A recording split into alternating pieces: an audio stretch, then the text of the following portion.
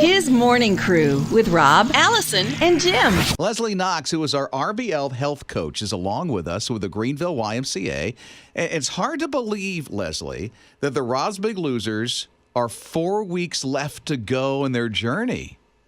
Yes. And we're really what do we try to tell them all the time? That it's not the finish line, that we're still staying the course, right? Isn't that what we tell them? Yeah, and they wrap up their 12 weeks with a 5K, but that's like not the finish line. It's the starting line to the rest of their life. Yes. Yeah, because about this time, they're beginning to realize that what they thought was going to happen is not happening. And that's not a bad thing at all. Because, we come out at a sprint when we decide to make a change. And then life happens and we kind of slow that down. And hopefully by now, the realization is that it's more important to stay the course than it is to throw in the towel or give up or, and be steady with the course instead of reaching a finish line. Yeah, and you have several things for us to think about, including one tip, and that is to reevaluate what you're going through. Right. Because if you didn't reach the goal, this is an excellent time to reset the goal. Did you accomplish some of the goal? You stayed 12 weeks. So yes, you've accomplished some of the goal. So that means your self-efficacy is high to stay the course. And so you can reset the goal, make a change to it, and that will create some new excitement and motivation. So if I feel like dropping out, I maybe just need to shift my goal a little bit.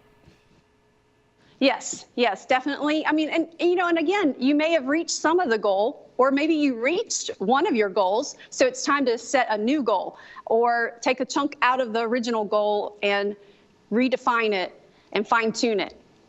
You say celebrate victories along the way.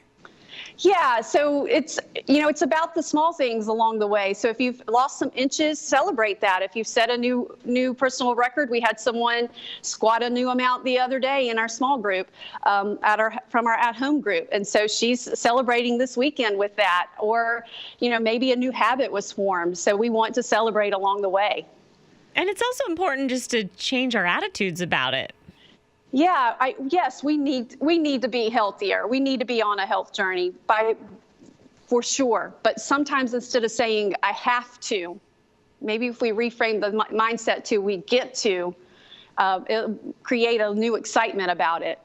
Yeah, I'm telling you, the have-tos and the get-tos and the celebrations along the way. One of the things I used to do when I was on that journey is I kept the same belt when I was a 50-inch waist, and I would put a new hole in it every time as it went smaller and smaller and smaller before I bought the new clothes and the new belt and all that other stuff.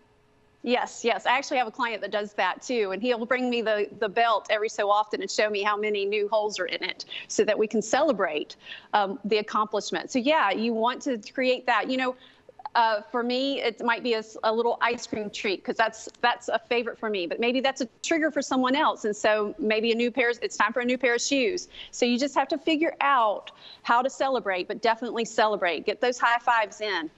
Now, if you're thinking, I want to start my own journey, how can I be a Rob's Big Loser? You can join at any time because it's right through the website, hisradio.com, or text RBL to 800-447-7234. You can see all of Leslie's tips. You can see everybody's journey along the way, and you'll be able to join the at-home workouts because they're all accessible right there. RBL to 800-447-7234.